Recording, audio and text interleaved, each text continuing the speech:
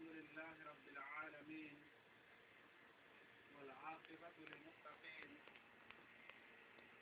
والصلاة والسلام على رسوله الكريم أما بعد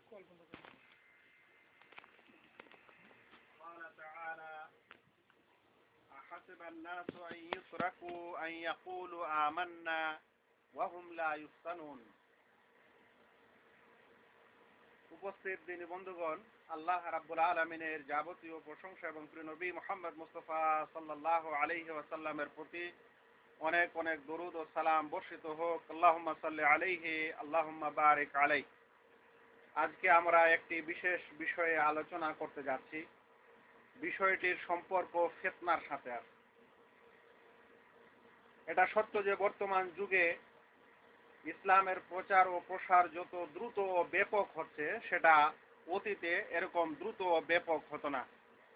আর এই দ্রুত ও ব্যাপকতার কারণ হচ্ছে বর্তমান যুগের কিছু সায়েন্স বিজ্ঞানের প্রগতি, উন্নতি, যে কারণে আজ একজন মানুষ যদি একটা রুমে আলোচনা করে, একটা বদ্ধ ঘরেও আলোচনা করে, তাহলে সেই আলোচনাটা আবার রেকর্ডের মাধ্যমে বাইরে প্রকাশও করা যাচ্ছে।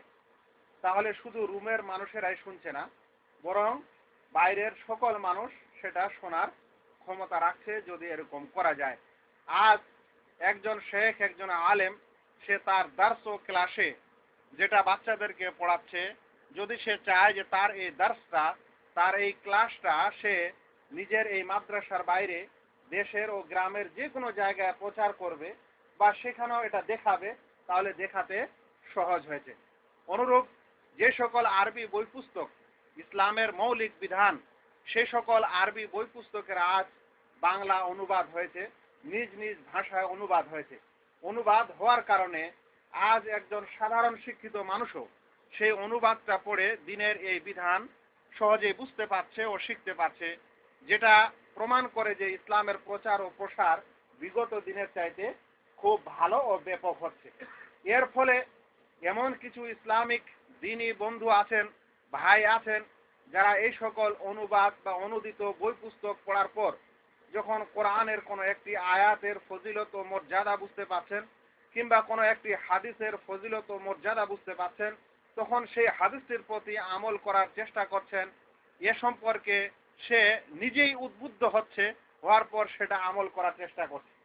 যখন সেই হাদিস বা সেই বিধানটি আমল করার চেষ্টা করছে, তখন দেশে কিছু গোড়া মাযহাবী লোক, কিংবা যারা অজ্ঞান, যাদের জেহালত বা অজ্ঞতা হচ্ছে আসল কারণ, ইসলামের জ্ঞান রাখে না, এরকম লোকেরা সেই আমলটিকে নতুন আমল হিসাবে দেখতে পাচ্ছে। যে আমাদের সমাজে বা মসজিদে এই লোকটা যে আমলটি করলো, যে কাজটি করলো, সেটা নতুন। সেটা হয় সে জানে যে এটা আমল ঠিক আছে, তবে আমাদের মাযহাবে নাই, এরকম মনে করে, কিংবা আসলে তার জ্ঞান নেই, সে ভাবে যে এই লোকটি একটা নতুন আমল করলো।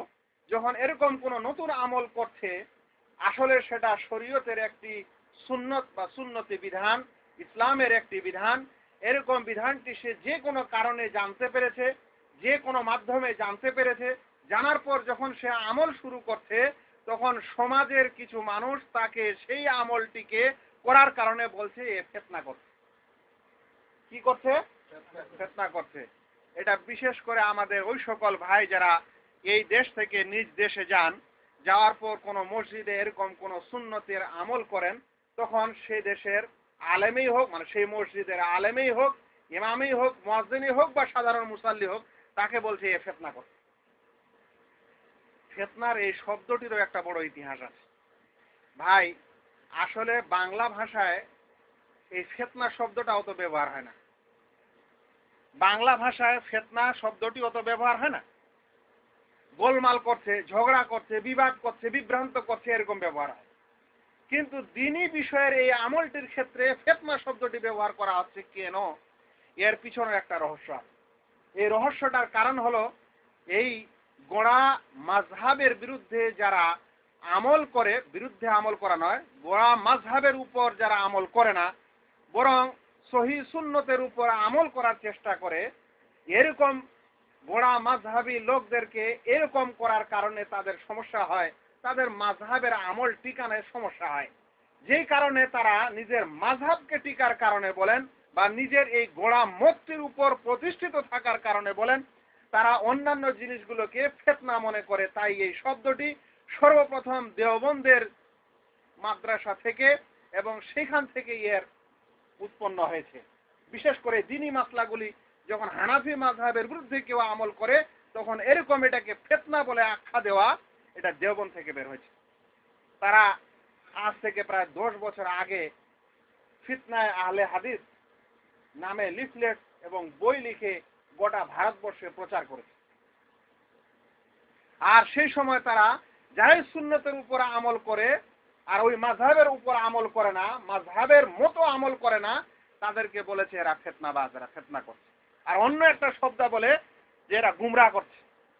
দুটাই উর্দু শব্দ, বাংলা সমাজে কিন্তু ব্যবহার হয় না। কিন্তু যেহেতু সেখান থেকে এই শব্দের প্রচার, সেখান থেকে এই শব্দের উৎপত্তি, আর আমাদের মাযহাবি আমাদের দেশের ওলামারা এই সকল ওলামাদের অনুসরণ করে থাকে, এই সকল মাদ্রাসার অনুসরণ করে থাকে, তখন ওই শব্দটা হুবহু তারা বাংলাভাষী মানুষের ক্ষেত্রেও ব্যবহার করছে। এটা ইতিহাস, এর পিছনে আরো অনেক দলিল প্রমাণ আছে যদি এটা খুঁজতে যাই, কিন্তু আমাদের এই শব্দটা জানার দরকার নেই। আমাদের দরকার হচ্ছে এই আজকের আলোচনায় যে যেই কাজগুলোকে আজ সমাজের কিছু মানুষ ফিতনা বলে আখ্যা দিচ্ছে, সেটা কি আসলেই ফিতনা না ফিতনা নয়, আমরা এটা জানি। সেটা ফিতনা না সুন্নত?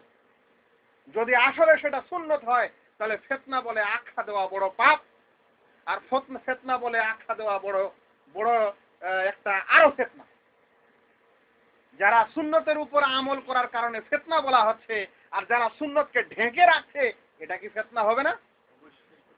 তাই ফিতনার এই বিষয়টা আমাদের জানতে হবে। আমরা বলছিলাম যে এরকম জায়গা থেকে ফিতনার উৎপত্তি। যে সকল কাজ করলে আজ ফিতনা বলা হচ্ছে, সেই সকল আমল কি ইসলামে আছে না নেই, সেটাই আমার আজকে জানার বিষয়, আমাদের জানার বিষয়। ইনশাআল্লাহ আমরা জানবো। তবে মনে রাখবেন, এরকম সুন্নতের প্রতি আমল করার কারণে ফিতনার আখ্যাটা যদি সাধারণ মানুষ দিত তাহলে বলতাম যে একটা বলার কথা। কিন্তু আজ দেশের নাকি সবচেয়ে বড় মুফতি এবং হাদিসের পণ্ডিত, সেরকম মানুষও আজ সুন্নতের প্রতি আমল করাকে ফিতনা বলছে। যদি আপনি তাদের মসজিদে গিয়ে এরকম একটা সুন্নতের আমল করেন, সুন্নতের প্রতি আমল করেন যেটা তাদের মাযহাবের বিপরীত, তাহলে তারা চট করে বলছে এই লোকটা ফিতনাবাজ, ফিতনা করছে, আমাদের সমাজে ফিতনা করছে, আমাদের মসজিদে ফিতনা করছে, একে বাইর করে দেন, ওকে আর কিছু করে দেন, আর কিছু করে দেন। এটা শাইখুল হাদিসদের মুখ থেকেও বের হচ্ছে। আসলে শাইখুল হাদিস নয়, তারা একটি বিশেষ মাযহাবের অনুসারী। বন্ধুগণ, সেই জন্য বলছিলাম যে ফিতনার এই বিষয়টি আজ সাধারণ মানুষ বলছে না, বড় বড় শেখরা আমাদের দেশের, যাদেরকে শেখ বলা হচ্ছে, তারাও এরকম কথা বলে মানুষকে আখ্যা দিচ্ছে। আর তাদের ধারাকারাটা, তাদের হাত ভাবটা হচ্ছে এরকম যে ওরা যে সকল আমল করছে দিনের নামে, যা কিছুই করছে, ওটা বিদআতি হোক আর সুন্নতের বরখেলাপ হোক, যদি আপনি তার বিরুদ্ধে কথা বলেন তাহলে আপনি ফিতনা করছেন। মানে আপনাকে কথা বলতে দিবে না। ওরা যা করছে ওর উপরেই থাক, ওরা এটা বলতে চায়। আমরা যা করছি তার উপরেই থাকে, আমাদেরকে কিছু বলবেন না। ভাবধারাটা এরকম। কিছু বললেই বলছে না এ ফিতনা করছে, কিছু বললেই বলছে এ ফিতনাবাজ। অথচ দেখার প্রয়োজন আছে যে তার কাজটা ফিতনার না তার কাজটা ফিতনার নয়, আর যে লোকটা এই কাজ করলো সেই লোকটা ফিতনা করলো না আসলে সুন্নত করলো। বন্ধুগণ, আমাদেরকে মনে রাখা দরকার যে এখানে ফিতনা শব্দটি কোরআনে অনেক জায়গায়, অনেক স্থানে, অনেক অর্থে এসেছে। প্রায় 9টিরও বেশি অর্থে ফিতনা শব্দটি ব্যবহৃত হয়েছে কোরআন মজিদে। তার মধ্যে একটি অর্থ হচ্ছে, বিশেষ একটি অর্থ হচ্ছে পরীক্ষা। আল্লাহ তাআলা কোরআনে যেখানে ফিতনা বলেছেন, সেখানে এই অর্থটি, এই ফিতনা শব্দটি পরীক্ষার অর্থে এসেছে। আর এক জায়গায় ফিতনার শব্দটির অর্থ এসেছে কুফর এবং শিরক। আল্লাহ তাআলা কোরআনে বলছেন, ওয়াকাতিলুহুম হাত্তা লা তাকুনা ফিতনা, তাদেরকে, তাদের সঙ্গে লড়াই করো যতক্ষণ পর্যন্ত ফিতনা না হয়, মানে যতক্ষণ পর্যন্ত শিরক ও কুফরি এই পৃথিবী থেকে মুছে না যায়। তাহলে ফিতনার অর্থ এই শিরক ও কুফরি, ফিতনার অর্থ পরীক্ষা। আল্লাহ তাআলা বলছেন, আহাসিবান নাসু আন ইউতরাকু আন ইয়াকুলু আমান্না ওয়া হুম লা ইফতানুন, লোকেরা কি মনে করে যে তাদের ছেড়ে দেওয়া হবে এই কথার কারণে যে তারা শুধু বলেছে ঈমান এনেছি, অথচ তাদের ওয়া হুম লা ইফতানুন, অথচ তাদের পরীক্ষা করা হলো না? তাহলে ফিতনার একটি অর্থ কি? পরীক্ষা। ফিতনার একটি অর্থ শিরক ও কুফর। ফিতনার একটি অর্থ হচ্ছে হত্যা করা ও বন্দী করা। আল্লাহ তাআলা বলছেন, ইন খিফতুম আন ইয়াফতিনাকুমুল্লাযীনা কাফারু, যদি তোমরা ভয় করো যে কাফেররা তোমাদেরকে হত্যা করবে, তোমাদেরকে ফিতনা করবে মানে তোমাদেরকে হত্যা করবে, তাহলে ফিতনার একটি অর্থ হত্যাও। এরকম প্রায় 9টি অর্থ এসেছে। বিষয়টি খুব মজার, কিন্তু আমি খুবই সংক্ষিপ্ত আলোচনা আমাদের, সেই কারণে এই বিশ্লেষণগুলো পুরা দিলাম না। এখান থেকে আমি ফিতনা শব্দটি রীতি টানবো। তবে তারা এই সকল অর্থে ফিতনাকে ব্যবহার করে না, ব্যবহার করে উর্দু অর্থে ফিতনার যে মানেটা। কারণ যে একটু আগে আপনাদের বললাম যে ইতিহাস এই শব্দটা বের হয়েছে ওই জায়গা থেকে যেই জায়গার লোকেরা উর্দু ভাষী। তাহলে বাংলা সমাজে যখন ওরা এই কথাটা বলছে, তো এটা তাদের সেই শেখুল হাদিসদের উর্দু ভাষী শেখদের মুখ দিয়ে যেটা বের হয়েছে সেটা তারা বাংলায় বলে। এর অর্থ তারা করতে চায় যে এই লোকটা গন্ডগোল করছে, বিভ্রান্ত করছে, মানুষের সঙ্গে বিবাদ করছে। ফিতনা করছে মানে এ মানুষকে বিভ্রান্ত করেছে, এ মানুষকে গুমরাহ করছে, এই কথা তারা বলতে চায়। এই অর্থে তারা ফিতনাটা ব্যবহার করে। এখন আমাদের জানা দরকার যে যেই সকল কাজকে আমাদের দেশের এরকম কিছু মানুষ ফিতনা বলে আখ্যা দিচ্ছে, সেই সকল কাজ আসলে সুন্নত। সেই সকল কাজ কি আসলে সুন্নত। কিন্তু আমাদের এটাও জানা দরকার যে সুন্নত আবার কাকে বলে। সুন্নত শব্দটির অর্থ কি? সুন্নত শব্দটির দুটি অর্থ আমি আপনাদের বলি। একটি হচ্ছে আবিধানিক অর্থ, আর একটি হচ্ছে পারিভাষিক অর্থ। পারিভাষিক অর্থটাই হচ্ছে সুন্নতের আসল অর্থ, যেটা আমাদের বুঝতে হবে। আবিধানিক অর্থে মিসবাহুল মনির একটি বিশেষ আরবি অভিধান, সেখানে বলা হচ্ছে মানা সুন্নাহ ফি আসলিল লুগা আত-তারিকা হাসানাতান কানা আম সাইয়্যা। সুন্নতের আবিধানিক অর্থ হচ্ছে কোন নিয়ম পদ্ধতি, সেই পদ্ধতিটা ভালোই হোক কিংবা মন্দ হোক। যে কোনো একটা পদ্ধতিকে শরীয়তের পরিভাষায় নয়, আবিধানিক অর্থগত দিক দিয়ে, সাহিত্যের দিক দিয়ে কি বলা হয়? সুন্নতকে। সুন্নতের অর্থ হচ্ছে যে কোনো একটা পদ্ধতি ভালোই হোক বা মন্দই হোক। কিন্তু এই অর্থটা আমরা এখানে জানবো না। আমরা যেটা জানার বিষয় সেটা হচ্ছে শরীয়তের দৃষ্টিতে, ইসলামের দৃষ্টিতে সুন্নত কাকে বলে। বন্ধুগণ, সুন্নত প্রায় 3টি অর্থে ব্যবহৃত হয়। যখন সুন্নত শব্দটি ব্যবহৃত হয় শরীয়তের দৃষ্টিতে, তখন তার কয়টি মানে বুঝায়? তখন 3টি মানে বুঝায়। 1 নম্বর, যদি কোরআনের মোকাবিলায় এই শব্দটি ব্যবহার হয়, যখন কোরআনের মোকাবিলায় এই শব্দটি ব্যবহার হয়, তখন সেই শব্দটির অর্থ হচ্ছে আল্লাহ রসুল সাল্লাল্লাহু আলাইহি সাল্লামের কথা, তার কাজ এবং তার সম্মতি। তখন তাকে কোরআনের মোকাবিলা, মানে কোরআন এবং সুন্নতে এসেছে মানে, সুন্নতে এসেছে মানে আল্লাহ রসুল সাল্লাল্লাহু আলাইহি সাল্লামের কথায়, না হলে কাজে, না হলে তার সম্মতিতে এই জিনিসটি এসেছে। এটা 1 নম্বর। সুন্নতের আরেকটি অর্থ হচ্ছে মা ইউসাবু আলা ফি'লিহি ওয়া লা ইউআকাবু আলা তারকিহি। যেটা করলে নেকি হয়, ছেড়ে দিলে গুনাহ হয় না, ওকে কি বলে? সুন্নত বলে। এটা দ্বিতীয় অর্থ। সুন্নতের আরেকটি অর্থ হচ্ছে যখন বিদআতের মোকাবিলায় এই শব্দটি আসে, তখন এর অর্থ হয়, বিদআতের মোকাবিলায় যখন এর অর্থ আসে, তখন ওর অর্থ হয় ফায়ুরাদু বিহা মা ওয়াফাকাল কোরআন আও হাদিসুন নবী সাল্লাল্লাহু আলাইহি সাল্লাম। যেই কাজটি কোরআনের মুআফিক হয় কিংবা হাদিসের মুআফিক হয়, সেটাই তখন সুন্নত ধরা হয়। তাহলে আমরা সংক্ষিপ্ত আকারে এটা বলতে পারি যে সুন্নত যেই অর্থে নেন না কেন সেটাই সুন্দর এবং ভালো অর্থ, নাকি? আল্লাহ রসুল সাল্লাল্লাহু আলাইহি সাল্লামের কথাটা ভালো না মন্দ? আল্লাহ রসুল সাল্লাল্লাহু আলাইহি সাল্লামের কাজটা ভালো না মন্দ? আল্লাহ রসুল সাল্লাল্লাহু আলাইহি সাল্লামের মৌন সম্মতিটা ভালো না মন্দ? যদি সেটা কোরআনের মোকাবিলায় হয় তাহলে সেটা ভালো না মন্দ? যদি সেটা বিদআতের মোকাবিলা হয় তাহলে সেটা কি হবে? ভালো না মন্দ? সেটা ভালো। তাহলে সুন্নত যেই অর্থে যান না কেন, সুন্নত ভালোকেই বুঝায়। সেই কারণে আমি এটা বলতে বাধ্য হলাম যে সুন্নত জিনিসটা কি যেন আমরা মনে রাখি, যে আল্লাহ রসুল সাল্লাল্লাহু আলাইহি সাল্লামের কথা হলেও সুন্নত, কাজ হলেও সুন্নত, সম্মতি হলেও সুন্নত, বিদআতের মোকাবিলায় হলেও সুন্নত, কোরআনের মোকাবিলায় হলেও সেটা সুন্নত। আল্লাহ তাআলা কোরআনে বলছেন, ওয়ামা আতাকুমুর রাসূলু ফাখুযুহু ওয়ামা নাহাকুম আনহু ফান্তাহু। যেটা তোমাদের রাসূল তোমাদেরকে দেন সেটা গ্রহণ করো, আর যা থেকে তোমাদেরকে নিষেধ করেন তা থেকে বিরত থাকো, তা থেকে দূরে থাকো। বন্ধুগণ, এখন আমি আপনাদের সামনে কিছু উপমা পেশ করব যে সকল কাজকে আমাদের সমাজের এরকম লোক, এরকম হুজুর আর এরকম আলেম বা এরকম ইমাম যারা বিশেষ কিছু দায়িত্বে থাকেন, তাদের সামনে যখন একটা সুন্নতের আমল করা হয় তখন তারা সেটাকে ফিতনা বলে। তাদের এরকম ফিতনা বলাটা বড় ভয়ানক বিষয়। সুন্নতকে ফিতনা বলবে, এটা আমাদের আকীদার বিষয় না? একটা আল্লাহ রাসূল সাল্লাল্লাহু আলাইহি সাল্লামের কোনো কাজ, কোনো কর্মকে, কোনো কথাকে, কোনো সম্মতিকে ফিতনা বলবে? তাহলে এখানে আকীদার বড় সমস্যা, এক নম্বর। এখানে তার ঈমানের সমস্যা।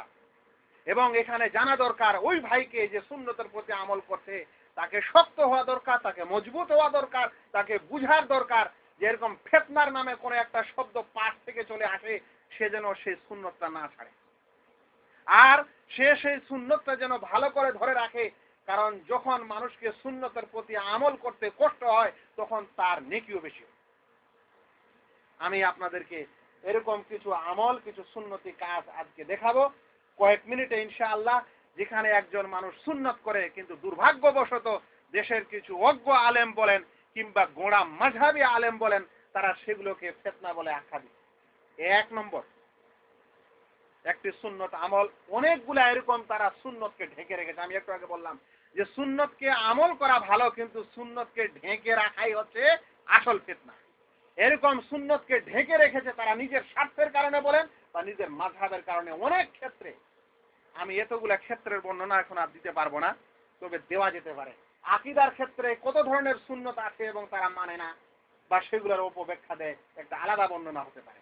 নামাজের ক্ষেত্রে কতগুলা সুন্নত আছে, যেটা একটু আগে সুন্নতের যেটা সংজ্ঞা শুনলেন, যেটা সুন্নত হিসাবে পরিচিত, সুন্নত হিসাবে প্রমাণিত, অথচ সেগুলাকে করলে ফিতনা বলা হচ্ছে। নামাজের একটা আলাদা চ্যাপ্টার হতে পারে, রোজার একটা আলাদা চ্যাপ্টার হতে পারে, লেনদেনের একটা আলাদা চ্যাপ্টার হতে পারে, যেখানে সুন্নতকে ঢেকে রাখা হচ্ছে আর একটা আরো বড় ফিতনা করা হচ্ছে, অথচ সুন্নত আমলকারীকে ফিতনার আখ্যা দেওয়া হচ্ছে। এক নম্বর কথা, যেটা নামাজের বিষয়ে আমি আপনাদের সামনে শুধু শোনাবো, অন্য বিষয়গুলো আজকে নিব না, যে নামাজের বিষয়ে অনেকগুলো সুন্নত আছে যেটা তারা করে না, আর ওগুলো করলে আমাদেরকে বলা হচ্ছে এরা ফিতনা করছে। আসলে এরকম ফিতনাকারী বড় ফিতনাকারী যারা এরকম বলছে। এক নম্বর উদাহরণ, মসজিদে কোনো ব্যক্তি ঢুকলে সুন্নত হচ্ছে তাকে 2 রাকাত নামাজ না পড়ে যেন সে না বসে। এটি কি? এটি সুন্নত। মসজিদে যখন কোনো ব্যক্তি ঢুকবে যে কোনো সময়ে, তাহলে সে যেন 2 রাকাত নামাজ পড়া ব্যতীত না বসে, এটি সুন্নত। প্রমাণ কি? নবী মুহাম্মদ মুস্তাফা সাল্লাল্লাহু আলাইহি সাল্লাম বলছেন, ইযা দাখালা আহাদুকুমাল মাসজিদা ফালইয়ারকা রাকাতাইন ক্বাবলা আন ইয়াজলিস। যখন তোমাদের মধ্যে কোনো ব্যক্তি মসজিদে প্রবেশ করবে তখন সে যেন 2 রাকাত নামাজ পড়ে ক্বাবলা আন ইয়াজলিস, বসার পূর্বে। কোন জয়ীফ হাদিস না, হাদিসটিকে ইমাম বুখারী রাহমাতুল্লাহ আলাইহি বর্ণনা করেন কিতাবুস সালাত, বাব বা অনুচ্ছেদ নম্বর 60, হাদিস নম্বর 4444, 444 নম্বর হাদিস। আল্লাহ রাসূল সাল্লাল্লাহু আলাইহি সাল্লাম বলেন, অতঃপর এই বিধানটি যদিও একটি ওয়াজিব কি ওয়াজিব না উলামায়ে কেরামদের মধ্যে মতভেদ আছে, তবে বিষয়টির বড় গুরুত্ব আছে। যে কোনো সময় মসজিদে ঢুকলে মানুষ যেন 2 রাকাত নামাজ পড়া ব্যতীত না বসে। এমনকি জুমার খুতবা, যেটা একটি জরুরি বিষয়, জরুরি খুতবা যেটা শোনার তাগিদ এসেছে খুব, সেই সময়ও যদি কোনো ব্যক্তি মসজিদে ঢুকে তাহলেও সে যেন 2 রাকাত সংক্ষিপ্ত নামাজ পড়ে অতঃপর বসে, নচেত না বসে। আল্লাহ রাসূল সাল্লাল্লাহু আলাইহি সাল্লাম বলছেন, হাদিসটিকে ইমাম মুসলিম রাহমাতুল্লাহ আলাইহি বর্ণনা করেন কিতাবুল জুমা, জুমা অধ্যায় বাব নম্বর 14, হাদিস নম্বর 875। এই হাদিসটিতে জুমার সময় আল্লাহ রাসূল সাল্লাল্লাহু আলাইহি সাল্লাম খুতবা দিচ্ছেন। ওই সময় এক সাহাবী প্রবেশ করছে যার নাম সুলাইক আল গাতাফানি। সেই সাহাবী প্রবেশ করলেন, তারপর আল্লাহ রাসূল বসে গেল। তখন আল্লাহ রাসূল তাকে বললেন, কুম ফারকা রাকাতাইন, সুলাইক উঠো, অতঃপর 2 রাকাত তুমি নামাজ আদায় করো, ওয়া তাজাওয়াজ ফীহিমা, এবং সেই 2 রাকাতকে সংক্ষিপ্ত করো। অতঃপর আল্লাহ রাসূল এই কথা বলেন, ইদা জা আহাদুকুমুল জুমআতা ওয়াল ইমামু ইয়াখতুব, স্পষ্ট কথা, যখন কোনো ব্যক্তি জুমায় আসবে আর ইমাম খুতবা দিবে, খুতবা দেওয়া অবস্থায় যে ব্যক্তি জুমায় আসবে, ফালইয়ারকা রাকাতাইন ওয়াল ইয়াতাজাওয়াজ ফীহিমা, তাহলে সে যেন 2 রাকাত নামাজ পড়ে এবং সেই 2 রাকাত সংক্ষিপ্ত করে। তাহলে যে কোনো মানুষ যখন জুমার সময় মসজিদে ঢুকবে, যদিও খুতবা চলে তবুও তাকে কি করতে হবে? 2 রাকাত নামাজ পড়তে হবে, পড়ার পরে বসতে হবে, ওই 2 রাকাত সংক্ষিপ্ত পড়তে হবে। অন্য সময় মসজিদে ঢুকলে 2 রাকাত নামাজ পড়া ছাড়া বসা যাবে না। তাহলে যে ব্যক্তি এই সুন্নতটি পালন করে, এটা সুন্নত করে না বিদআত করে? এটা আল্লাহ রাসূল সাল্লাল্লাহু আলাইহি সাল্লামের কথা দ্বারা প্রমাণিত না প্রমাণিত নয়? যদি প্রমাণিত হয় তাহলে যে ব্যক্তি এই সুন্নতের কাজ করছে ওকে কত বড় ফিতনার আখ্যা দেওয়া হয় দেশে একটু দেখে নেবেন। আপনারা দেখবেন মসজিদে লাল বাতি আর গ্রিন বাতির ব্যবস্থা করে রেখেছে, রেড সিগন্যাল আর ব্লু সিগন্যালের ব্যাপার করে দিয়েছে। তারা দুনিয়ার মানে দিনের ক্ষেত্রে একটা মসজিদে ট্রাফিক রুল নিয়ে এসেছে, ট্রাফিক রুল মসজিদে ঢুকিয়েছে, ঢুকার পর গ্রিন সিগন্যাল আর রেড সিগন্যাল ব্যবস্থা করেছে। একজন মানুষ সুন্নতের প্রতি আমল করবে কিন্তু তার জন্য লাল বাতি জ্বালিয়ে দেওয়া হয়েছে, আপনি আমল করতে পারবেন না। যদি করেন তো বলা হবে আপনি ফিতনা করছেন। আর ওই আমলটা করতে লাগলে দেখবেন মসজিদের চারিদিক থেকে খালি মানুষের চোখগুলো লাল কেমন করে হয়, মনে হচ্ছে যে এই লোকটা কত বড় যে শিরক কাজ করছে, মনে হচ্ছে যে কত বড় অপরাধ করছে। অথচ বুখারী এবং মুসলিমের হাদিস দ্বারা প্রমাণিত যে সেই লোকটি একটা সুন্নতের কাজ করছে, নবী মুহাম্মদ মুস্তাফা সাল্লাল্লাহু আলাইহি সাল্লামের আদেশ পালন করছে। তাহলে যারা এরকম সুন্নতকে চেপে রাখে, এরকম সুন্নতকে পালন করতে দেয় না, তারাই হচ্ছে আসলে বড় ফিতনাবাজ। আর যে এই সুন্নত পালন করছে সে একজন সুন্নতি মানুষ। এটি 1 নম্বর উদাহরণ আমি আপনাদের সামনে পেশ করলাম। 2 নম্বর উদাহরণ শুনেন। 2 নম্বর উদাহরণটি হচ্ছে ইকামত বেজোড় দেওয়া। আজান হবে জোড়া জোড়া শব্দে আর ইকামত হবে বেজোড় শব্দে। এটা ইসলামের আদেশ, এটা প্রিয় নবী মুহাম্মদ মুস্তাফা সাল্লাল্লাহু আলাইহি সাল্লামের আদেশ। তিনি বেলাল রাদিয়াল্লাহু তাআলা আনহুকে, যিনি মসজিদে নববীর ইমাম ছিলেন, সেই বেলাল রাদিয়াল্লাহু তাআলা আনহুকে শিক্ষা দিচ্ছেন। শুনেন, আল্লাহ রাসূল সাল্লাল্লাহু আলাইহি সাল্লামের এই হাদিসে আনাস রাদিয়াল্লাহু তাআলা আনহু বর্ণনা করেন। তিনি বলছেন, উমিরা বেলালুন আন ইয়াশফাল আযান ওয়া আন ইউতিরাল ইকামা। বেলালকে আদেশ করা হলো সে যেন আযান জোড়া জোড়া দেয়, ওয়া আন ইউতিরাল ইকামা, এবং ইকামতকে বেজোড় দেয়, বিতির দেয়, বেজোড় দেয় ইকামতকে, ইল্লাল ইকামা, ইকামত শব্দ ব্যতীত। ইকামত শব্দ ব্যতীত মানে কাদ কামাতিস সালাহ শব্দটি ব্যতীত। কাদ কামাতিস সালাহ শব্দটি জোড়াই দিবে, বাকি আযানের শব্দগুলিকে কি দিবে? বেজোড় দিবে। হাদিসটিকে ইমাম বুখারী কিতাবুল আযান বাব নম্বর বা অনুচ্ছেদ নম্বর 2 হাদিস নম্বর 605 এ বর্ণনা করেছে। এই হাদিস থেকে বোঝা যায় যে ইকামতটা কি হবে? বেজোড় হবে, আর আযানটা জোড় হবে। আপনি একটু বেজোড় ইকামত দেশে দিয়েই দেখেন আপনার অবস্থা কি হয়। যখনই আপনি ইকামত দিবেন, একাধিক ভাই দেশ থেকে ফিরে এসে বলেছে আমার কাছে যে ভাই আমি এরকম এক মসজিদে আমার ওস্তাদ ইমাম, আমি ওখানে আযান ইকামত দিলাম বেজোড়, দেওয়ার সাথে সাথে হুজুর আর নামাজ পড়ালেন না। বলে আমার শিক্ষক নামাজ পড়ালেন না, আমার উপর রেগে ফায়া যে তুমি এটা কি শিক্ষা নিয়ে এসেছো, তুমি এটা কি নিয়ম নিয়ে এসেছো। অথচ সে কি এই বুখারী শরীফের হাদিসটা জানে না? তাহলে এখানে কোন মানুষ একটা বুখারী শরীফের হাদিসের মতো উজ্জ্বল হাদিস, যার কোনো সন্দেহ নেই, যার সবুতে, যার গ্রহণে, সেখানে এরকম একটা হাদিসের উপর আমল হবে, সেই আমলকে বলা হবে তুমি ফিতনা করছো, নচেত তাকে নামাজ পড়বে না, কিংবা তাকে জবরদস্তি জোড় ইকামত দেওয়ার চেষ্টা করা হবে। এটা কি ফিতনা নয়? তবে এই বিষয়টি আমি আরো ক্লিয়ার করি যে অধিকাংশ সহিহ হাদিসে এই বেজোড় ইকামতের কথা এসেছে। তবে 1-2টা হাদিস এমনও আছে যেখানে জোড়া ইকামতেরও কথা এসেছে। জোড়া ইকামতের কথা যে সকল দলিলে এসেছে সেই সকল দলিল এত সুন্দর ও মজবুত না, সেই কারণে এখানে ইকামত বেজোড় দেওয়াটা এটা বেশি সুন্দর, বেশি উত্তম, আফজল। যদিও বেজোড় মানে ইকামত দিলেও নামাজ হবে ইনশাআল্লাহ, কিন্তু ওটা উত্তম আমল হবে না। তবে যদি কোনো মানুষ এরকম একটা স্পষ্ট সুন্নতের প্রতি আমল করতে চায়, বেজোড় ইকামত দিতে চায়, তাহলে তাকে কি বাধা দেওয়া যাবে? আর এই বাধা দিলে এটা কি ফিতনা হবে না? সুন্নতকে বাতিল করার এবং সুন্নতকে চেপে রাখার একটা বড় ফিতনা এরকম সুন্নতের প্রতি সহি সুন্নত এবং সহি হাদিসগুলোকে আমল না করা। বন্ধুগণ, আমি 3য় উদাহরণ দিই। আমি আপনাদের আগেই বলেছি আমি অন্যদিকে যাব না, শুধু নামাজের বিষয়ে যেগুলো সুন্নত আছে সেগুলোরই আমি আপনাদেরকে উদাহরণ দেওয়ার চেষ্টা করব। 3য় উদাহরণটি হচ্ছে, যখন কোনো ফরজ নামাজের ইকামত দেওয়া হবে তখন যেন কোনো ব্যক্তি নতুন করে কোনো সুন্নত নামাজ আদায় না করে, সুন্নত নামাজ শুরু থাকলেও সে যেন সুন্নত নামাজ ছেড়ে দেয়। আল্লাহ রাসূল সাল্লাল্লাহু আলাইহি সাল্লাম বলছেন, ইযা উকিমাতিস সালাহ ফালা সালাতা ইল্লা সালাতাল মাকতুবা। যখন নামাজের ইকামত দেওয়া হবে তখন ফরজ নামাজ ব্যতীত আর অন্য কোনো নামাজ নেই। তাহলে যখন এই নামাজের একামত হবে তখন মানুষ এসে কি আর কোনো সুন্নত শুরু করতে পারে? যদি তার সুন্নত নামাজটা চলে তাহলে তাকে কি করতে হবে? সুন্নত নামাজ ছেড়ে দিতে হবে। এটাই হাদিস বলছে, ইদা উকিমাতিস সালাহ ফালা সালাতা ইল্লা সালাতাল মাকতুবা ইল্লাল মাকতুবা। যখন নামাজের ইকামত দেওয়া হবে তখন মাকতুব নামাজ মানে ফরজ নামাজ ব্যতীত আর অন্য নামাজ নেই। হাদিস থেকে ইমাম মুসলিম সালাতুল মুসাফিরিন ওয়া কাসরিহা এই অধ্যায়ে বর্ণনা করেন, বাব নম্বর 9 হাদিস নম্বর 710। তাহলে আমাদের দেশে আপনারা দেখবেন শিখানো হচ্ছে যে যদি কোনো মানুষ ফজরের নামাজ পড়তে আসে তাহলে সে ফজরের ফরজ নামাজ জামাত শুরু হয়ে গেলে ওই জামাতে পড়বে না, বরং আগে সে 2 রাকাত সুন্নত পড়বে, তারপরে গিয়ে ফজরের ফরজ নামাজে শরীক হবে। যদিও তার 1 রাকাত ছুটে যায় মানে যদিও তার 1 রাকাত ফরজ ছুটে যায় তাও যাক। আর এক ধাপ এগিয়ে বলেছে যদিও সে ফজরের ফরজ নামাজের লাস্ট রাকাতের শেষাংশ পায় তবু আগে সুন্নত পড়বে, তারপরে গিয়ে ফরজ পড়বে, আগে ফরজ পড়তে শুরু করবে না।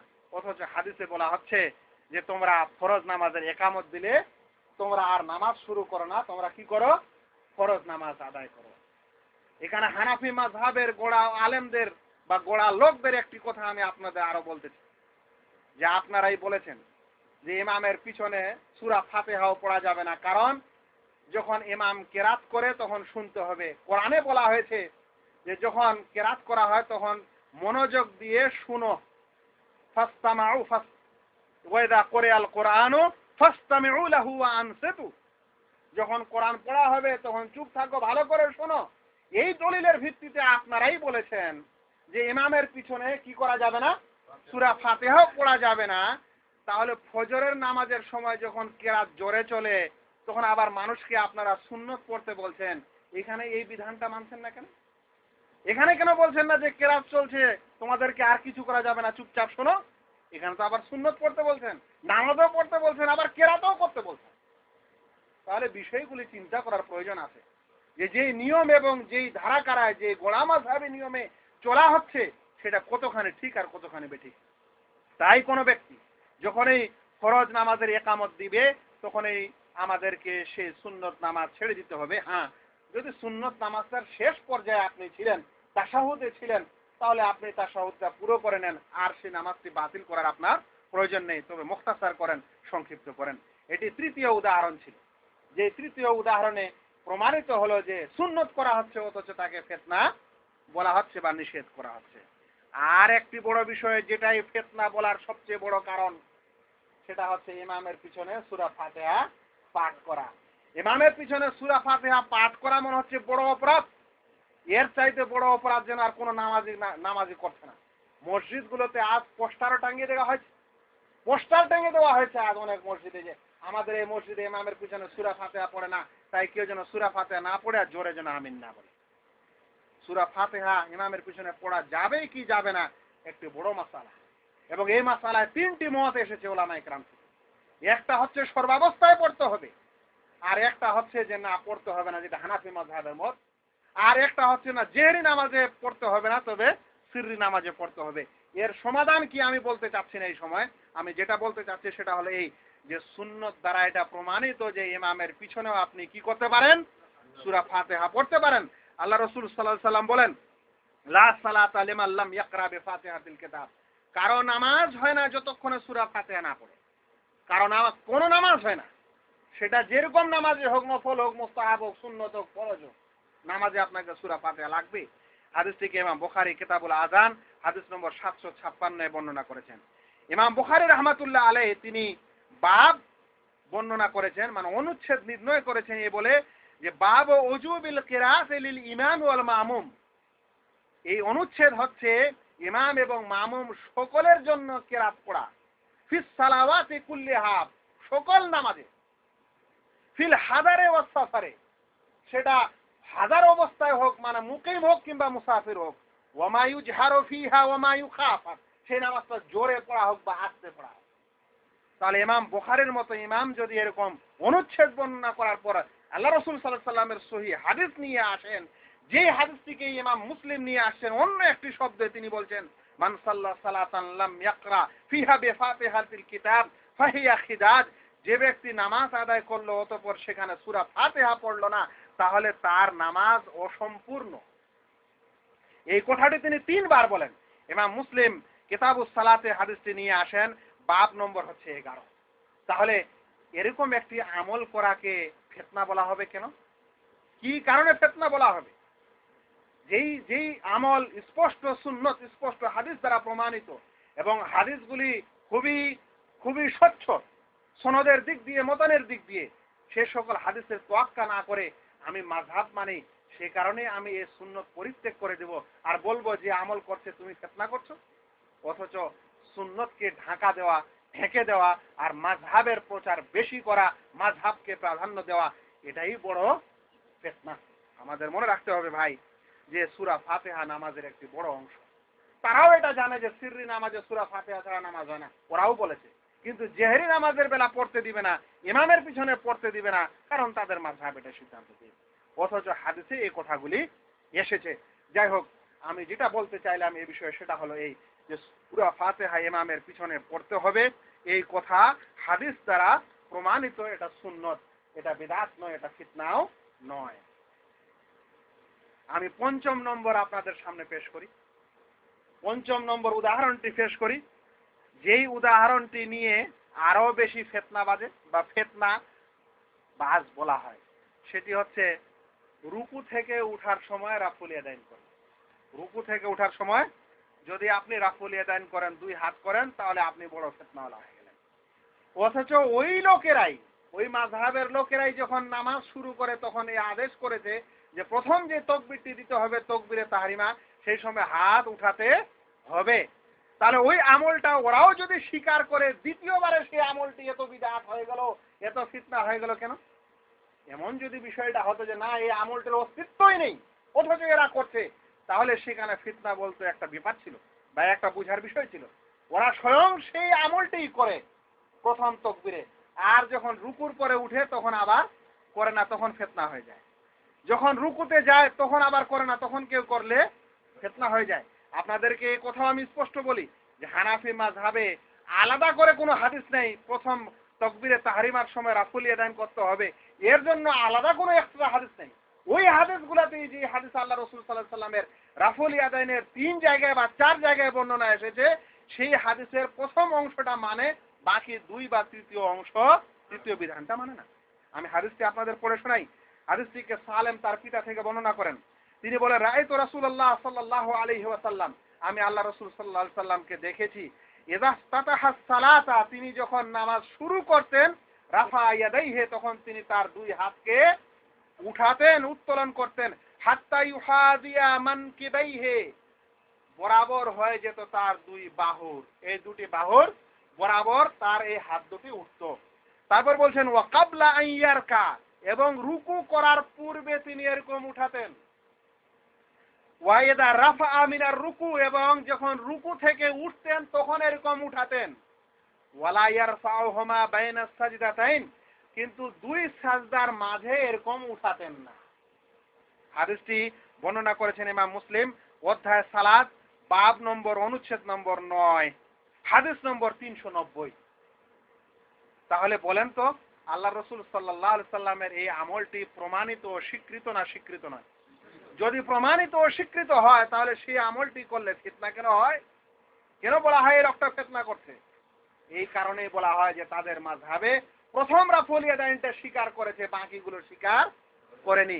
হাদিসকে ধামাচাপা দেওয়া হবে, সুন্নতকে ধামাচাপা দেওয়া হবে, মাযহাবকে প্রকাশ করা হবে, মাযহাবকে মানা হবে, আর সেটা মানলেই গর্ব করা হবে, আর সুন্নত মানলে গর্ব করতে দেওয়া হবে না, বরং ফিতনা বলা হবে। এরকম করাটাই আসলে বড় ফিতনা। বন্ধুগণ, হানাফি মাযহাবের ওলামায়ে কেরামগণ বলেন বা তার পূর্বের লোকেরা বলেন, তারা বলেছে যে না, এই 2 প্রকারের রাফুল ইয়াদাইন মানসুখ হয়ে গেছে, রহিত হয়ে গেছে। তাকবীরে তাহরিমার সময়টা স্বীকৃত আছে, বহাল আছে, আর রুকুতে যাবার সময়টা, আর রুকু থেকে উঠার সময়টা, আর তৃতীয় রাকাতে বা তৃতীয় রাকাত থেকে উঠার সময় রাফুল ইয়াদাইন করা, এই 3 জায়গায় রাফুল ইয়াদাইন রহিত হয়ে গেছে, মানসুখ হয়ে গেছে। বলবে মানসুখ কে করলো? রহিত বিধানটা কে করলো? রহিত করার জন্য তো একটা স্পষ্ট দলিলের প্রয়োজন আছে না নেই? যে আল্লাহ রসুল সাল্লাল্লাহু আলাইহি সাল্লাম বলবেন যে এরকম আমি তোমাদেরকে করেছিলাম, করতে বলেছিলাম, এখন আর তোমরা করো না, এটা বলার প্রয়োজন আছে তো। যেমন আল্লাহ রসুল সাল্লাল্লাহু আলাইহি সাল্লাম বললেন, কুনতু নাহাইতুকুম আন জিয়ারাতিল কবুরি ফাজুরুহা, তোমাদেরকে আমি কবরের জিয়ারত থেকে নিষেধ করেছিলাম, এখন তোমরা জিয়ারত করো। তাহলে আগে নিষেধ ছিল, নিষেধ রহিত জিনিসটা হয়ে গেল, আবার সেটা বহাল করা হলো যখন তিনি বললেন যে এখন তোমরা জিয়ারত করো। তাহলে আল্লাহ রসুল সাল্লাল্লাহু আলাইহি সাল্লাম এই আমলটা করলেন, তখন আপনারাও মানছেন। রহিত কোন বিধানের দ্বারাই হলো? এই বিধানটা কি রহিত হয়েছে? আমাদেরকে জানতে হবে প্রিয় নবী সাল্লাল্লাহু আলাইহি সাল্লামের মৃত্যুর পরেও অধিকাংশ সাহাবায়ে কেরাম একাধিক বর্ণনায় তাদের থেকে এটা প্রমাণিত যে তারা রাফল ইয়াদাইন করতেন। বিষয়টা মুসলিম শরীফে দেখা যেতে পারে। ইমাম মুসলিম রাহমাতুল্লাহ আলাইহি যখন এই হাদিসগুলো নিয়ে এসেছেন, তখন কিছু সাহাবীর উদ্ধৃতিও দিয়েছেন, তার বর্ণনাও দিয়েছেন। তার মধ্যে বর্ণনা এসেছে আবু হুরায়রা রাদিয়াল্লাহু তাআলা আনহু, সবচেয়ে বেশি সুন্নত এবং হাদিসের পণ্ডিত, হাদিসের মুখস্থকারী সাহাবী। তিনি নামাজ পড়ালেন একদা সাহাবেদের মাঝে। তারপরে তখন তিনি বললেন, ইন্নী লা আশবাহুকুম সালাতান বিরাসূলিল্লাহ সাল্লাল্লাহু আলাইহি সাল্লাম, আমি তোমাদের মাঝে সবচেয়ে বেশি রাসূল সাল্লাল্লাহু আলাইহি সাল্লামের নামাজের মতো নামাজ পড়ালাম। তোমাদের মধ্যে যে বেশি আল্লাহ রাসূল সাল্লাল্লাহু আলাইহি সাল্লামের নামাজের মতো নামাজ পড়তে পারে, ওই লোকদের মধ্যে আমি সবচেয়ে বেশি ওইরকম সুন্নতি নামাজ পড়ালাম। আর ওই নামাজে তিনি রাফল ইয়াদাইন করলেন। এটা কি? ইমাম মুসলিমের ওই রাফল ইয়াদাইনের চ্যাপ্টারে এই হাদিসটি দেখতে পারেন। অনুরূপ আরেকজন সাহাবী ইমরান বিন হুসাইন এবং মুতাররিফ মনে হয় তাবী, যাই হোক, ইমরান বিন হুসাইন রাদিয়াল্লাহু তাআলা আনহু তিনি আলী রাদিয়াল্লাহু তাআলা আনহুর পিছনে নামাজ পড়লেন। এটা আল্লাহ রাসূল সাল্লাল্লাহু আলাইহি সাল্লামের ইন্তেকালের পর, মৃত্যুর পর যদি বিষয়টা রহিত হতো, মানসুখ হতো, তাহলে সাহাবায়ে কেরামরা কি করতেন? আলী রাদিয়াল্লাহু তাআলার মতো সাহাবী, যিনি তার জামাই, তার জীবনের ওই ইসলাম আনার পর থেকে নিয়ে মৃত্যু পর্যন্ত, দফন কবর পর্যন্ত তিনি যার সাথে ছিলেন, আবু হুরায়রা রাদিয়াল্লাহু তাআলা আনহুর মতো সাহাবী, যিনি আল্লাহ রাসূল সাল্লাল্লাহু আলাইহি সাল্লামের মসজিদ ছাড়া অন্য জায়গায় যেতেন না, বাজার ঘাট পর্যন্ত যাওয়ার তিনি চেষ্টা করতেন না, শুধু হাদিস শোনার জন্য, সেই সাহাবী বলছেন আমি তোমাদের মধ্যে সবচেয়ে বেশি সুন্নতি নামাজ পড়ালাম। আর সেই নামাজে তিনি রাফল ইয়াদাইন করলেন আল্লাহ রাসূল সাল্লাল্লাহু আলাইহি সাল্লামের মৃত্যুর পর। অনুরূপ আলী রাদিয়াল্লাহু তাআলা আনহু, চার খলিফার মধ্যে একজন, আল্লাহ রাসূল সাল্লাল্লাহু আলাইহি সাল্লামের জামাই, তিনিও একদা নামাজ আদায় করলেন, যার পিছনে এই মুতাররিফ এবং ইমরান ইবনে হুসাইন রাদিয়াল্লাহু তাআলা আনহু নামাজ পড়লেন। অতঃপর যখন নামাজ শেষ হলো, তখন ইমরান বিন হুসাইন বলছেন যে যাক্কারানি হাদা সালাতা মুহাম্মাদিন সাল্লাল্লাহু আলাইহি সাল্লাম, এই লোকের নামাজটি আমাকে রাসূল সাল্লাল্লাহু আলাইহি সাল্লামের নামাজ স্মরণ করিয়ে দিল। আল্লাহ রাসূল সাল্লাল্লাহু আলাইহি সাল্লামের যুগে যেভাবে নামাজ পড়তাম, সেইভাবে আলী রাদিয়াল্লাহু তাআলা আনহু কি করলো? নামাজ আদায় করলো। আমাকে রাসূল সাল্লাল্লাহু আলাইহি সাল্লামের নামাজ স্মরণ হয়ে গেল। তিনি এইভাবে নামাজ পড়াতেন, এইভাবে তিনি রাফল ইয়াদাইন করতেন। ওই নামাজে তিনি রাফল ইয়াদাইন করলেন আলী রাদিয়াল্লাহু তাআলা আনহু। দেখুন হাদিসটি ইমাম মুসলিম বর্ণনা করেছেন, কিতাবুস সালাত, রাকমুল হাদিস, হাদিস নম্বর হচ্ছে 393। তাহলে বলেন, এরকম একটা স্পষ্ট আমল যেটাকে রহিত বলা হচ্ছে, অথচ সাহাবায়ে কেরামের একটা বড় জামাত তারপরে করছেন, আর সেই আমলটা যদি আমরা করি, আপনারা করি কোনো মসজিদে, তাহলে ফিতনা বলা হবে। এরকম যারা বলছে তারাই আসলে বড় ফিতনাবাজ। এটা মনে রাখবেন, চিন্তা করার প্রয়োজন আছে। আমি আলোচনায় প্রায় শেষ দিকে, অনেকগুলা উদাহরণ আছে, ডজন ডজন উদাহরণ শুধু নামাজের অধ্যায় দেওয়া যেতে পারে, যেখানে সুন্নত এক ধরনের আর মাযহাবের আমল আর এক ধরনের। যদি আপনি আজ এই মাযহাবে আমল না করেন, তাহলে বলা হচ্ছে আপনি ফিতনাবাজ, অথচ আপনি সুন্নতের উপর আমল করছেন। সেই কারণে যেই ভাইয়েরা আমল করছেন তাদেরকে স্পষ্ট হওয়া দরকার, ক্লিয়ার হওয়া দরকার তাদের কাছে, যে তার এই আমলটি সুন্নত না সুন্নত নয়। যতক্ষণে সে ক্লিয়ার না হবে, ততক্ষণ পর্যন্ত সে মোহব্বতের সাথে আর পুরো বিশেষ এক মনোবলের সাথে সে আমলটি করতে পারবে না। এই কারণে আমি উদাহরণগুলো শুধু নামাজের চ্যাপ্টারে নিয়ে আসলাম। লাস্ট একটি উদাহরণ, যদি সেটা করেন তাহলে এক সময় মসজিদ ধুয়ে নিত, আর বর্তমানে ধুয়ে তো নেয় না, কিন্তু পরে আর আপনাকে মসজিদে ঢুকতে দিবে না। আর যদি করেন তাহলে আপনাকে শর্ত দিবে যে এরপরে নামাজ তো পড়তে পারেন, কিন্তু এটা জোরে বলা যাবে না। ওটা হচ্ছে আমিন। ওটা কি? আমিন। আমিন একটি দোয়া সূচক শব্দ।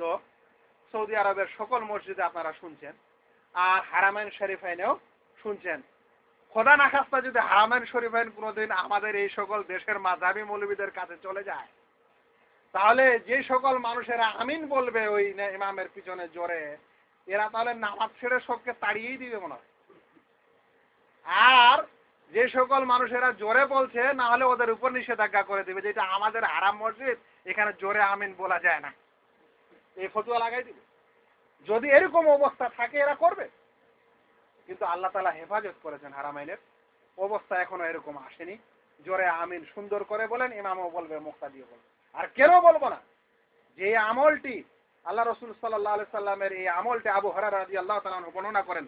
তিনি বলছেন, ইযা আম্মানাল ইমামু ফাআমিনু, যখন ইমাম আমিন বলবে তখন তোমরাও আমিন বলো। ফাইন্নাহু মান ওয়াফাকা তামিনুহু তামিনাল মালায়েকা, কারণ যার আমিন ফেরেশতাদের আমিনের সাথে মিলে যাবে, খাপ খেয়ে যাবে, গুফিরা লাহু মা তাকাদ্দামা মিন যামবি, তাহলে তার পূর্বের সকল গুনাহ ক্ষমা করা হবে। চিন্তা করছেন, রোজা রাখলে সকল গুনাহ ক্ষমা হয়, যে সেগা যে শব্দটা এসেছে, আমিনের মুয়াফাকাত যদি হয়ে যায় ফেরেশতাদের আমিনের সাথে, তাহলে সেই একই ফজিলতের কথা এসেছে, গুফিরা লাহু মা তাকাদ্দামা মিন যামবি। কত বড় নেকির কাজ এবং কত বড় সুন্নত। সেই হাদিসটিতেই ইবনু শিহাব একজন বর্ণনাকারী রাবী, তিনি বলছেন, ওয়া কানা রাসূলুল্লাহ সাল্লাল্লাহু আলাইহি সাল্লাম ইয়াকুলু আমিন, এবং নবী সাল্লাল্লাহু আলাইহি সাল্লাম বলতেন আমিন। তাহলে নবী সাল্লাল্লাহু আলাইহি সাল্লাম যদি আস্তে আমিন বলতেন, তাহলে এই রাবী যিনি বর্ণনা করছেন, যিনি পিছনে ছিলেন, তারা কি বুঝতে পারতেন যে নবী সাল্লাল্লাহু আলাইহি সাল্লাম আমিন বললেন? তাহলে আল্লাহ রাসূল জোরে আমিন বলতেন বলেই না তিনি বুঝতে পারলেন যে নবী সাল্লাল্লাহু আলাইহি সাল্লাম বলতেন আমিন। এই হাদিসটিকে বুখারী শরীফে এসেছে। আর এই সকল শাইখুল হাদিস এই বুখারী শরীফ পড়ে, না পড়লে বুখারী শরীফের শাইখুল হাদিস হতে পারে না, এই টাইটেলের অধিকারী হতে পারে না। এগুলোকে ধামাচাপা দেওয়ার কারণ কি? হাদিসটিকে কিতাবুল আযান বাব নম্বর 111 হাদিস নম্বর 708 বর্ণনা করা হয়েছে। আপনাকে আরো বলি, এরকম দেশের বড় মুফতি এবং শাইখুল হাদিসের মুখে আমি নিজে শুনেছি ইউটিউবে, যে আজকাল কিছু মানুষ হয়েছে নিজেকে নাম দিয়েছে আহলে হাদিস, এরা হচ্ছে নিজেকে বলছে সালাফি, বলছে এরা আসলে খালাফি, কটূক্তি করে কথা বলে। আর এরা মসজিদে জোরে আমিন বলে, যে মসজিদ যেমন ফাইটতে যাবে, মসজিদ বলে ফেটে যাবে, এরকম জোরে আমিন বলে। শাইখুল হাদিস সাহেবের কাছে প্রশ্ন, এরকম শাইখুল হাদিসদের কাছে প্রশ্ন, যে আপনারা এই বুখারী শরীফে যখন এই চ্যাপ্টারটি এসেছে, এই অধ্যায়টি এসেছে, তখনই সেখানে একটি কথা বলা হচ্ছে হাদিসটা নকল করার পর, ওয়াফি নাফসিল বাবে ক্বালা আতা, এই অধ্যায় এই অনুচ্ছেদে আতা বলেছেন আমিন দুআউন, আমিন হচ্ছে একটি দোয়া। আম্মানা ইবনু জুবাইর ওয়ামান ওয়ারাহু হাত্তা ইন্না লিল মসজিদ লাজ্জা, ইবনু জুবাইর আমিন বলেন এবং ওর পিছনে যারা ছিল তারাও আমিন বলেন, হাত্তা ইন্না লিল মসজিদ লাজ্জা, অতঃপর মসজিদে একটা গঞ্জ, একটা গম্ভীর আওয়াজ হয়ে গেল। মসজিদে একটা আমিন জোরে বলার কারণে একটা কি হয়ে গেল? গম্ভীর আওয়াজ শোনা গেল। তাহলে মসজিদে গম্ভীর আওয়াজ এরকম আমিনে বলার কারণে ইবনু জুবাইর রাদিয়াল্লাহু তাআলা আনহুর ইমামতিতে সাহাবায়ে কেরাম এবং তাবেঈনেরা নামাজ আদায় করলো, মসজিদে গুঞ্জন হলো আমিনের কারণে। আপনারা কি বলবেন এটা ফিতনা করেছিল ইবনু জুবাইর? নাউযুবিল্লাহ। আপনাদের মুখের ভাষাটা তো এরকমই, যারা এরকম করছে তারা ফিতনা করছে। তাহলে বলেন সাহাবায়ে কেরামদেরকে আপনারা কি মর্যাদা দিলেন? তাবেঈনদের আপনারা কি মর্যাদা দিলেন? তাদের মসজিদে আমিনের কারণে গুঞ্জন হতো। আজও যেখানে আহলুস সুন্নাহ ওয়াল জামাআহ সঠিক হাদিস অনুসারী, সুন্নত অনুসারী লোক আছেন, তাদের মসজিদে আমিন হয়, গুঞ্জন হয়, এতে আমাদের গর্ব, এতে আমাদের কোনো ফিতনা নয়। এটাই আল্লাহ রাসূল সাল্লাল্লাহু আলাইহি সাল্লাম, সাহাবীদের এবং আল্লাহ রাসূল সাল্লাল্লাহু আলাইহি সাল্লামের সুন্নত, যদিও আপনাদের নজরে সেটা ফিতনা মনে হতে পারে। আমি এই 6টি উদাহরণ আপনাদের সামনে রাখলাম। যদি সময় হয় অন্যদিন আরো সুযোগ ঘটে একাধিক আরো উদাহরণ আপনাদের কাছে আমি পেশ করতে পারি ইনশাআল্লাহ। আল্লাহ যদি তৌফিক দেন, যে যেই সুন্নত যেগুলো সহিহ সুন্নত, সহিহ হাদিস দ্বারা প্রমাণিত, এরকম সুন্নতগুলি আমল করা একজন মানুষের সৌভাগ্য, একজন মুমিন মানুষের ভাগ্য। একজন মুমিন মানুষের এগুলো আমল, এগুলো নেকির কারণ, নেকির উপায়। কিন্তু সেই নেকির কারণ এবং নেকির উপায়গুলি, ইবাদতগুলি যদি মাযহাবকে প্রাধান্য দেওয়ার জন্য ঢেকে দেওয়া হয়, যদি আরো বিশেষ কোনো কারণে নিজের দল ভারী করার কারণে সেগুলো যদি আমল করতে না দেওয়া হয়, আর সেগুলো যারা আমল করে তাদেরকে যদি বাধা দেওয়া হয় এবং তাদেরকে যদি বলা হয় এরা ফিতনাবাজ ফিতনা করছে, তাহলে আসলে প্রকৃত পক্ষে ওরাই ফিতনা করছে, আর ফিতনার লেভেলটা সুন্নতের প্রতি আমলকারীকে লাগিয়ে দেওয়ার চেষ্টা করা হয়। বন্ধুগণ, ঝগড়া বিবাদের কারণ না, ঝগড়া বিবাদের কারণ না। যেটা বুঝার প্রয়োজন আছে সেটা হলো ভাই এই ইসলাম ধর্মটি এবং এর বিধিবিধানগুলি এগুলো আল্লাহ তাআলা প্রদত্ত এবং রাসূল সাল্লাল্লাহু আলাইহি সাল্লাম প্রদত্ত। এখানে কোনো মানুষ বাড়াবে না, কোনো মানুষ কাটছাট করবে না, মাথা নত করে মানবে, তাহলেই তাকে বলা হয় কি মুসলিম। কারণ ইসলাম শব্দটির মানেই হলো অনুগত হওয়া, মাথা পেতে মেনে নেওয়া। তাই আমার রাসূল সাল্লাল্লাহু আলাইহি সাল্লামের এই সকল আমল আমি মাথা পেতে মানতে চাই, এটাই আমাদের আদর্শ হতে হবে, এটাই আমাদের নীতি হতে হবে। আমাদের ওই সকল ভাইকে মনে রাখতে হবে যে মাযহাব এবং সুন্নত, মাযহাবের কোনো একটি আমল এবং একটি সুন্নত কখনোই সুন্নতের মোকাবেলায় সেটা বড় হতে পারে না। যদিও বাহ্যিক দৃষ্টিতে আপনাকে মনে হচ্ছে বা আপনি মনে করছেন বা আপনাকে মনে করানো হচ্ছে। যদিও একটি বিষয় বলার এখানে প্রয়োজন আছে যে মাযহাবের অধিকাংশ মানুষ মনে করেন যে আমাদের ইমাম যেহেতু করেননি সেহেতু এই আমলটা ঠিক না, এরকম একটা ধারণা আছে। এই ধারণার অপনোদন এবং অপসারণের প্রয়োজন আছে এবং এর যৌক্তিক খণ্ডনের দরকার আছে। আল্লাহ কোনোদিন যদি তৌফিক দান করে তাহলে আবারও করা হবে ইনশাআল্লাহ। আজকের আলোচনা এখানে শেষ করলাম। আল্লাহ রাব্বুল আলামিনের কাছে দোয়া করি আল্লাহ যেন আমাদের প্রত্যেক ভাইকে নির্দ্বিধায় সুন্নতের প্রতি আমল করা তৌফিক দান করেন। যারা এরকম সুন্নতের প্রতি আমল করতে সমস্যা মনে করছেন আল্লাহ যেন তাদেরকে বুঝার তৌফিক দান করেন। আর প্লিজ দয়া করে কোন সুন্নতের প্রতি আমলকারীকে ফিতনাবাজ বলবেন না, সুন্নতকে ফিতনা বলবেন না। কারণ এই কথা বললে আপনার ঈমানের সমস্যা হতে পারে, আপনার নেকির সমস্যা হতে পারে এবং আপনার আরো অন্যান্য দ্বীনি সমস্যা হতে পারে, যেটা আপনি না জেনেই অসচেতন হয়ে এরকম কথা বলছেন। তাই বলি প্লিজ সুন্নতকে ফিতনা বলবেন না। ওয়া মা আলাইনা ইল্লাল বালাগ। আসসালামু আলাইকুম ওয়া রাহমাতুল্লাহি ওয়া বারাকাতুহু।